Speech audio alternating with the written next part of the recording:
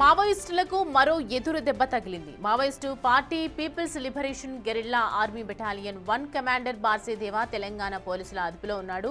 ఇతను ప్రస్తుతం బెటాలియన్ 1 కమాండర్గా ఉన్నాడు. స్వగ్రామం ఛత్తీస్గఢ్లోని పువర్తి గ్రామం. మిలిటరీ శిక్షణలో ఆరితేరిన బెటాలియన్ 1కు 2017లో బాధ్యతలు తీసుకున్నాడు.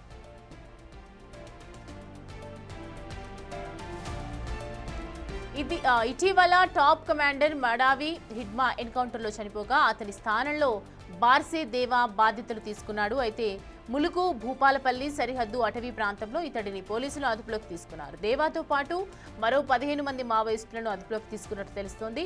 ఇవాళ రేపు మీడియా ముందు ప్రవేశపెట్టనున్నట్లు సమాచారం.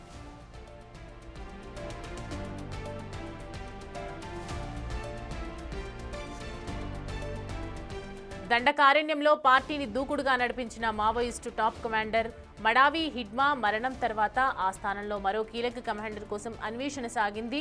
హిడ్మాకు సహచరుడు, ఆయన గ్రామం పువర్తికే చెందిన బార్సేదేవాను ఈ కీలక స్థానంలో నియమితులయ్యారు. తాజాగా బార్సేదేవను సైతం తెలంగాణ పోలీసులు అదుపులోకి తీసుకున్నారు. దీంతో మావోయిస్టులకు ఎదురు దెబ్బ తగిలినట్లయింది.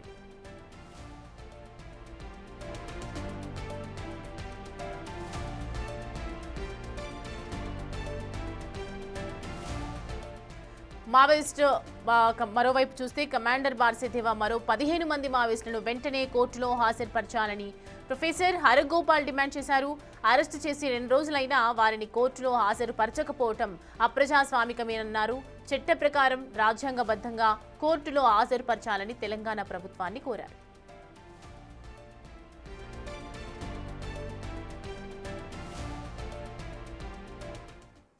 ఈ అంశానికి సంబంధించి పూర్తి డీటెయిల్స్ అందించడానికి మా అసోసియేట్ ఇన్పుట్ ఎడిటర్ నగేష్ మనకి అందుబాటులో ఉన్నారు.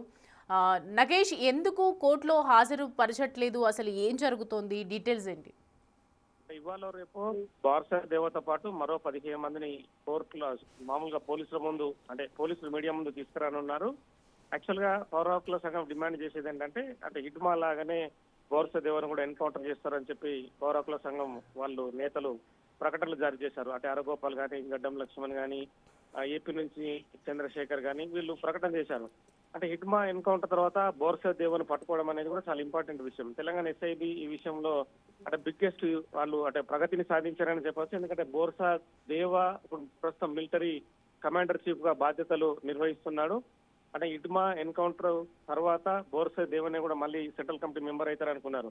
కానీ ప్రస్తుత పరిస్థితి మావోయిస్టులకు అనుకూలంగా లేదు. అంటే దండకారణ్యం అంతా కూడా జల్లెడ పట్టడం, ఆపరేషన్ కగారు కొనసాగుతుండడంతో వాళ్ళ పరిస్థితి కొంత దయనీయంగా మారింది.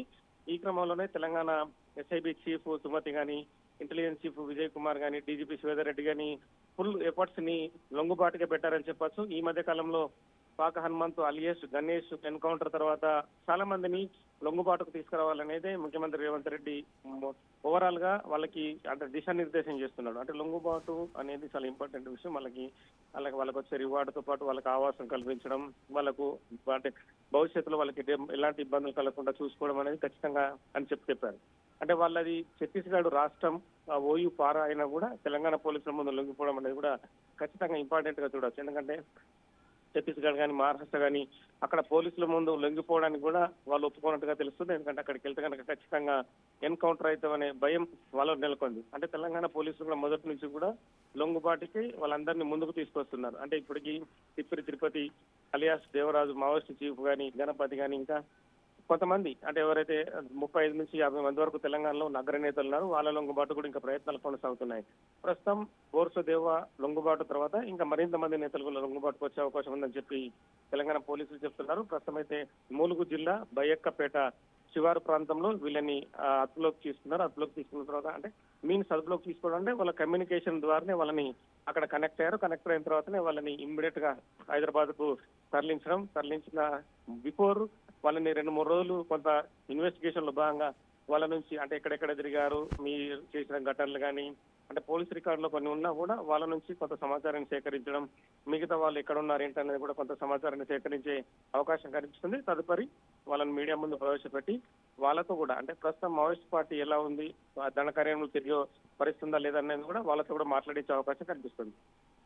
Right Nagesh, thank you. Right, చూస్తున్నాం కదా బాసే దేవా ఎప్పుడైతే ప్రస్తుతం అదుపులోకి తీసుకోవడం జరిగిందో దీని తర్వాత ఇంకా మెయిన్గా ఎవరైతే మావోయిస్టులు లీడర్గా ఉన్నారో వాళ్ళని ఖచ్చితంగా అదుపులో తీసుకునే విధంగా కార్యాచరణ అయితే సిద్ధం చేశారు పోలీసులు. కేంద్ర బలగాలు ఏదైతే కేంద్రం తీసుకున్నటువంటి డిసిషన్ మేలోగా కంప్లీట్ చేయాలి అన్న దానిపై కట్టుబడి ఉంటామని చెప్పి ఒకవైపు పోలీసులు కూడా చెప్తున్నారు.